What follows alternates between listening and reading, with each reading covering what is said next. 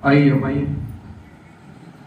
व श्री क्षेत्र नागनाथ महाराजांना साष्टांग दंडवत घालून आज या ठिकाणी आपण छोट्या खानी असा आपल्या आपल्या गावातल्याच सर्व लोकांना बोलून प्रचाराच्या शुभारंभानिमित्त छोट्या खानी आपण कार्यक्रम केला।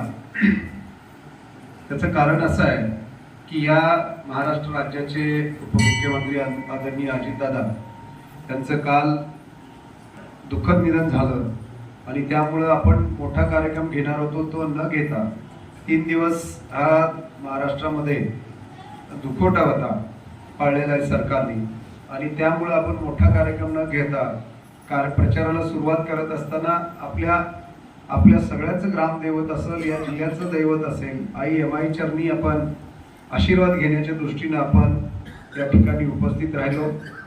त्या उपस्थित कार्यक्रमासाठी या कृषी उत्पन्न बाजार समितीचे आदरणीय अविनाश दादा, भारतीय जनता पार्टीचे ज्येष्ठ नेते आमचे आदरणीय शिवाजी सोनार, तंटामुक्त समितीचे अध्यक्ष आदरणीय मनुभाऊ, ज्यांनी आता खुलासवार आपलं भाषण केलं, स्पष्ट अशी भूमिका मांडली असे आदरणीय बाळासाहेब पाटील, नेहमीच आम्हाला शिकवलं, मार्गदर्शन केलं असे आदरणीय गवळी सर, नानू मुळके, उपस्थित सगळेच या ठिकाणी माझे बंधू भगिनींनो, तुम्हाला कळकळीची विनंती करणार आहे की येणाऱ्या 5 तारखेऐवजी 7 तारखेला मतदान 2 दिवस याच्यामुळे बहुतेक वाढवून दिले असे आता बातमी मी पण पाहिली आणि जे काही असेल ते सगळ्याबरोबर ते सगळ्यांना समजली असेल। मतदान 5 तारखेला असो किंवा 7 तारखेला असो, आपल्याला मतदानाचा हक्क बजावत असताना मी तर हे सगळेच मार्गीवासी आहेत आणि कधी पण बघा आपण की आपल्या कुटुंबामध्ये सुद्धा आपली एकी असली, एकीचं बळ असलं आणि कुटुंब आपल्या पाठीमागे जर खंबीरपणाने उभा असलं तर आपल्याला त्या गावामध्ये पत असते आणि गाव जर आपल्या पाठीमागे खंबीरपणाने उभा असलं तर आपल्याला तालुक्यामध्ये पत असते आणि आपला तालुका सुद्धा आपल्या पाठीमागे खंबीरपणाने उभा असला तर आपल्याला जिल्ह्यामध्ये त्या माणसाची ताकद असते आणि जिल्हा पाठीमागे असला तर राज्यात ताकद असते। आणि म्हणून तुम्हाला कळकळीची विनंती करणार आहे भावांनो, उमेदवाराच्या रचनेबाबत कोणाला उमेदवारी मिळाली नाही मिळाली, काही मान्यवर मंडळी आदरणीय दिलीप माने मालक असतील, आदरणीय यशवंत तात्या माने असतील, या सोलापूरचे पालकमंत्री जयाभाऊ असतील, सचिनदादा कल्याण शेट्टी आणि जिल्हाध्यक्ष यांनी बसून सर्वांनी भूमिका ठरवून साधक वादक चर्चा करून ती उमेदवारी काढली आणि त्याच्या आपण आता थोडंसं पुढे गेलो। जरी कोणाच्या मनामध्ये असेल की आपल्याला मिळायला पाहिजे होती, ही भूमिका रास्त आहे आणि त्या भूमिकेशी सुद्धा माझं खुलासवार बाळासाहेबांशी चर्चा झाली, मालकांनाही मी तो विषय सांगितला आणि सगळ्यांशी चर्चा केली। उमेदवार कोण आहे म्हणण्यापेक्षा आपल्याला गावातला उमेदवार आणि आपल्या कुटुंबातला उमेदवार, शेवटी ताकद आपली कधी आहे, जसे आपलं कुटुंब 4 भावाचं कुटुंब असेल तर त्याच्या मागे 4 भाऊ खंबीरपणाने असतील तर ते कुटुंब त्या ताकदीने गावामध्ये सन्मानाने असतं। एवढं तर माझी अपेक्षा आहे की जे काही कमी अधिक केलं असेल, जे काही गावासाठी काम करण्याचा प्रयत्न केला आहे, ते गाव 100% आपल्या बरोबर असलं पाहिजे, ही माझी भूमिका आहे आणि त्या सगळ्यांसाठी मी हात जोडून विनंती करतो की कमी अधिक आपल्या घरात कुटुंबात सगळ्यात मध्ये होत असतं, मतभेद थोडेफार असू शकतात पण मतभेद आपले नाही आहेत आणि म्हणून काय झालंय हे काल काय झालं त्यापेक्षा आपल्याला सगळ्यांना मिळून उद्या काय करायचं आहे ही भूमिका आपल्या सर्वांची आपल्या गावापासून असली पाहिजे। आणि माझी तळमळ तीच आहे, मी तालुक्यामध्ये फिरत असताना सुद्धा सगळे लोक म्हणतात तुमच्या गावासारखं गाव नाही, आमच्या गावात अनेक वेगवेगळे भांडणं होतात परंतु तुमचं गाव त्या वेळेस लगेच पॅचअप करून पुढच्या कामाला लागतं। म्हणून आज या ठिकाणी जरी बाबांना आले नसतील, मी आपल्या सर्वांच्या माध्यमातून त्यांनाही विनंती करणार आहे की मोठ्या मनाने, वडीलधारी मनाने त्यांनी सुद्धा आपल्या या गावातल्या दोन्ही उमेदवाराच्या पाठीमागे खंबीरपणानं उभं राहावं, अशी मी आपल्या सगळ्यांच्या वतीनं सुद्धा मी त्यांना या निमित्तानं मी विनंती करेन. कारण का अनेक जणांसाठी अनेक वेळा सगळ्यांनी आपण सगळेजण करू लागलो, कधी कुणाला त्यात मी तर कधी महत्व त्याला ह्याला दिलेलं नाही त्या पदाला. त्यापेक्षा ते पद घेऊन काम करण्याला मी महत्व देतो. लोकांची, सर्वसामान्यांची कामं झाली पाहिजे याच्यासाठी मी महत्व देतो. परंतु या ठिकाणी आता बाहेरून उमेदवार उभारलेत. आदरणीय काका आज जवळपास 84-85 वय आहे त्यांचं, आपल्या विरोधात उभारले. लोक आता त्यांना वाटेल की हे शेवटचं. गेल्या वेळेस सुद्धा आम्ही शेवटचं म्हणूनच मागितलं होतं अविनाशने आम्ही. आणि आपल्या इकडून आता जिल्हा परिषद 2 होत्या, आपल्या आता 3 झाल्या. आणि गेल्या वेळेस आपण त्यांना शेवटचं दिलंय, सन्मानानं दिलंय. आता थांबतील वाटलं, नाही थांबले. त्यांच्या वयाचा आदर करून मी सगळ्यांनाच सांगितलंय की आपल्याला त्यांच्या वयाकडे बघून आपल्याला टीका करायची नाही किंवा कोणत्याच विरोधी उमेदवार टीका करायची नाही. समाजात आपल्याला सांगायचं आम्ही काय केले, भविष्यात आम्ही काय करणार. आणि हे करण्यासाठी राज्यात सरकार, आपल्या देशात सरकार, राज्यात सरकार आहे, देशामध्ये सरकार आहे. सोलापूर महापालिकेमध्ये असेल, अनेक नगरपालिकेमध्ये असतील, आपल्या या भागामध्ये 6 आमदार भारतीय जनता पार्टीचे आहेत. आणि उद्याची जिल्हा परिषद आणि पंचायत समिती सुद्धा भारतीय जनता पार्टीचीच निवडून येणार, यामध्ये काही शंका नाही. परंतु हे होत असताना आज या ठिकाणी आपल्या हक्काचा माणूस त्या जिल्हा परिषदमध्ये, पंचायत समितीमध्ये, आपल्या तालुक्याला तर आई एमआईचाच आशीर्वाद असेल आपल्या मारडी गणाला की हे सभापतीच डायरेक्ट, म्हणजे इथून निवडून आलं की सभापती, म्हणजे आपल्या गावाला मला वाटतं ते तिसरा मान, तिसरे वेळेस, हा बरोबर आहे. इथे ते आम्हाला आमच्या जन्माच्या वेळेस ते होते. आणि त्याच्यानंतर बाबांनाच्या घरचे, त्याच्यानंतर इंद्राईच्या घरचे, आता ही 4थी वेळ आपल्या या गणातून निवडून जाईल त्यांना ती सभापतीचा मान मिळाला. आणि हा मान आपल्या सर्व मार्डीवासियांना अभिमानाचा वाटला पाहिजे, सन्मानाचा वाटला पाहिजे. आपले मतभेद असू शकतील, परंतु हे सगळे कधी कधी काळी विसरता आले पाहिजे. जसं आता अविनाशजींनी सांगितलं की एक वेळ खालचं वरचं सगळं होतं, भांडणं होते, मारामाऱ्या होत्या. आणि मागं 5-50 वर्षापूर्वी कुणाला वाटलं असतं तर हा असं झालं असतं का. पण माणसाने सकारात्मकताचा विचार केला तर तेही सकारात्मक घडलं. आणि गेली 10-20 वर्ष झालं आपलं गाव ना खालचं बघतं ना वरचं बघतं, सगळे खालचे वरचे मिळून मिसळून गुन्ह्या गोविंदाने राहतात.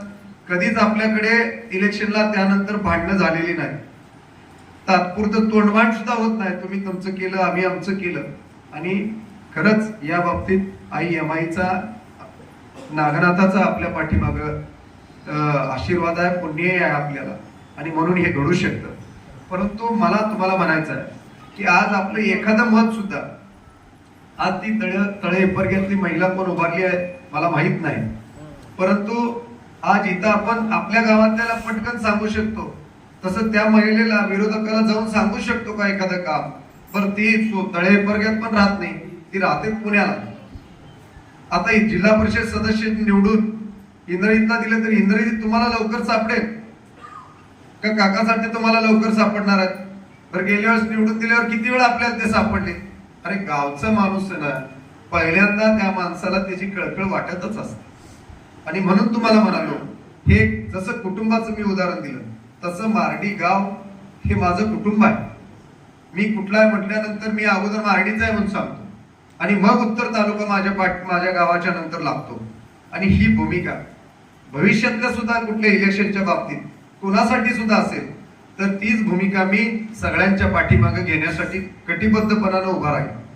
आज मार्केटमध्ये नेत्यांनी निर्णय घेतला, कुठलाही निर्णय असेल तर आपण मोठ्या मनाने, जसं अविनाशजींना मार्केट कमिटीची गेल्या वेळेस इलेक्शन लढली होती इंद्रजितनी, पण मला सांगितलं मालकांनी, मी त्या कमिटीमध्ये आहे, दिलीप मालकांनी सांगितलं, सचिन दादांनी सांगितलं, आसापुरींनी सांगितलं आणि सांगितलं की यावेळेस आपल्याला अडचण येते सोसायटीमधून हे उमेदवार काढायचे आहेत. आणि मला मालकाने विचारलं की अविनाशजींना दिले तर चालतं का.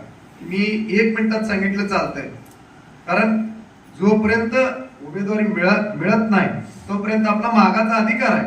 मी म्हटलं इंद्रियतनं द्यावं लागतं, पण निर्णय घेतला त्या ठिकाणी मार्केट कमिटीला, आणि तुम्ही हा निर्णय घेतला, त्या निर्णयाशी पाठीमागे मी खंबीरपणाने उभा राहिलो. तर मन धनाने माझ्या पद्धतीने मी प्रयत्न केला, प्रचार केला, आणि हे योगायोगाने मार्केट कमिटी आली आणि आपल्या गावाला तो सन्मान मिळाला. हे सगळ्यात महत्वाचं आहे. आज या गावाला असेल, त्या गावाला असेल, 6 पंचायत समिती सदस्य उमेदवारात, मागणी सगळ्या गावातून असते, आणि त्या गावातल्या कोणत्याच माणसाची चूक नाही की त्यांना मागणीचा सगळ्याला अधिकार आहे. पण एकदा आपल्या नेत्यांनी सांगितलं तर मला वाटतं की आपण कार्यकर्ता म्हणून ज्यावेळेस काम करतो तर नेत्यांनी घेतलेला निर्णय मान्य करतो, तो खऱ्या अर्थाने तो कार्यकर्ता असतो. आणि मी आजपर्यंत भारतीय जनता पार्टीमध्ये काम करत असताना मला भारतीय जनता पार्टीला मी कधीच काही मागितलं नाही, परंतु ती भारतीय जनता पार्टी अशी आहे की कामाच्या माणसाला कधी ना कधी त्याचं महत्व वाढवण्यासाठी, त्याचा सन्मान राहण्यासाठी पार्टी त्याच्या पाठीमागं खंबीरपणानं उभं राहते. आणि योगायोगाने तुमच्या सगळ्यांच्या आशीर्वादानं, IMIच्या आशीर्वादानं मला डायरेक्ट मुख्यमंत्र्यापर्यंत जाता येतं. सगळ्या नेत्यांना, कोणी मिनिस्टर असतील तर आपल्याला त्यांच्यापर्यंत पोहोचता येतं. परंतु 9 वर्षांनी हे इलेक्शन लागलंय जिल्हा परिषद पंचायत समितीचं, आणि आपल्या त्या गटाला परत एकदा जिल्हा परिषदचा सन्मान, मला वाटतं तुमच्या घरचेच होते अगोदर त्याच्या, म्हणजे ही दुसरी, म्हणजे पहिल्यांदा एकदा झालं आणि ही दुसरी वेळ आहे. आणि मला वाटतंय आपण कुटुंब म्हणून सगळ्यांनी याच्यासाठी प्रयत्न केला पाहिजे. बरोबर आहे का माझं म्हणणं काही चुकीचं आहे? हे कुटुंब आहे आपलं, आणि कुटुंबामध्ये येणाऱ्या 7 तारखेपर्यंत सगळ्यांनी एक मत आपल्या गावातलं आपल्या पद्धतीनं आपल्याला कसं मिळवता येईल, आणि त्याच्यासाठी आपण सगळेजण मिळून प्रयत्न करू. मी तुम्हाला नक्की शब्द देणार आहे की सगळे इलेक्शन माझ्यासाठी नाही, सगळे इलेक्शन आज इंद्रित असेल, उद्या अन्य कोण असेल, पार्टी जे निर्णय घेईल त्याच्याबरोबर तन मन धन लावून मी त्यांच्या पाठीमागं नक्की उभा राहील. मग ते ग्रामपंचायतचं इलेक्शन असू द्या, पंचायत समितीचं असू द्या, वरचे इलेक्शन तर आपल्या हातात नाहीत, आमदारकी का खासदारकी, पण आपण त्या विचारधारेबरोबर राहू. आज दिलीप माने मालक आहेत, त्यांच्या प्रवेशाला कुणी अडचण केली, 10 वेळा काकासाठी बापूंकडे जाऊन बसले असतील, पण मी स्वतः आणि सचिन दादांनी विमानतळावर मालकांना तिघांना मी स्वतः फडणवीस साहेबांना बोलवलं, आणि साहेब म्हणलं तुम्हाला बोलायचं आहे, आम्हाला मालकांचा विषय आहे. आणि मी एवढंच त्यांना म्हणलं की प्रवेशाचं काय, आम्हाला सगळे तालुकाभर मला विचारतात का, तर मी भारतीय जनता पार्टीचा एक कार्यकर्ता म्हणून, नेता म्हणून फिरत असताना प्रत्येक जण म्हणतो काय झालं, मालकाचं घेणार का नाही. तर मी त्यांना म्हटलं की बाबा त्यांची काय अडचण असेल, त्यांचं तर आता सगळेजण, काँग्रेसने त्यांचा एवढा अवमान केला आणि ते आता भारतीय जनता पार्टी बरोबर यायला त्यांनी बैठका घेतल्या, सगळ्यांना सांगितले, प्रदेशाध्यक्षांनी संमती दिली, पण प्रवेश होत नाही. आणि आम्हाला विचारतात काय केलं पाहिजे. आणि मी म्हटलं जर समजा त्यांची काही अडचण असेल, महापालिका इलेक्शन तोंडावर होतं, जिल्हा परिषद डिक्लेअर व्हायचं होतं, मी सांगितलं की बाबा त्यांच्या उमेदवाराला आपण AB फॉर्म द्यायला पाहिजे. तर साहेबांनी सांगितलं पार्टी कुणाच्या ऐकते असं नाही, पार्टी पार्टीचा निर्णय करत असते आणि त्यांचा प्रवेशच घ्यायचा आहे. आणि आज महाराष्ट्राच्या मुख्यमंत्र्यांनी हे तुम्ही माने मालकाला, सचिन दादाला कधीही विचारू शकता, आणि तो निर्णय घेतला जरी उशीर झाला असला तर, आणि त्याच्यासाठी आम्ही पण त्यांच्या सोबत राहील. या ठिकाणी पंचायत समिती, जिल्हा परिषदच्या जागा काढताना सुद्धा पहिल्यांदा मालकांनाच अधिकार दिला.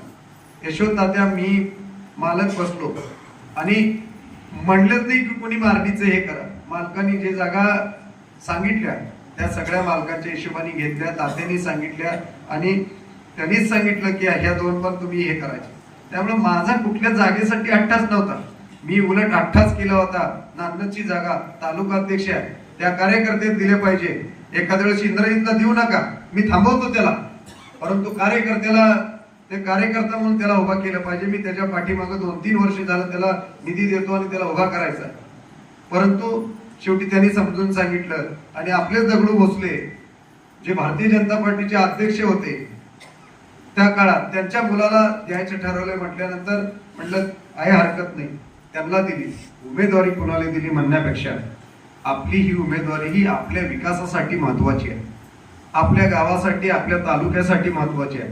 पहिलं अनेक 2-3 गट असतील, पण आता मला वाटतं की एक गट काकांचा होता जे अविनाश गावामध्ये काम बघायचे, ते मालकांकडे गेले.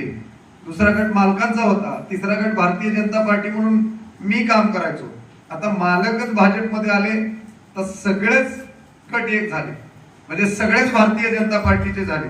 त्यामुळे आता गट म्हणण्यापेक्षा आपण भारतीय जनता पार्टी म्हणून काम करू.